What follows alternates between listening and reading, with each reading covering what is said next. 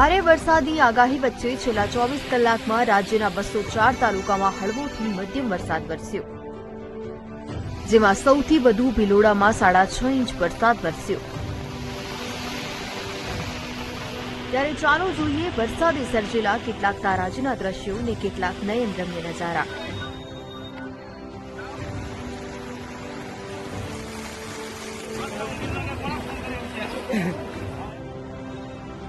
સુરતમાં આજે વહેલી સવારથી જ શરૂ થયેલા વરસાદથી નીચાણવાળા વિસ્તારોમાં પાણી ભરાવાના શરૂ થયા છે, તેમજ કેટલાક ઝોનની અંદર રસ્તા ઉપર પણ પાણી ફરી વળ્યા છે।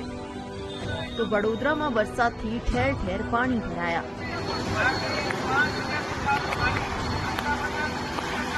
તાપી જિલ્લામાં છેલ્લા 24 કલાકમાં પડેલા ભારે વરસાદથી નદી નાળામાં પાણીની ભરપૂર આવક થતા લો લેવલ પુલ તેમજ માર્ગ પાણીમાં ગરકાવ થયો।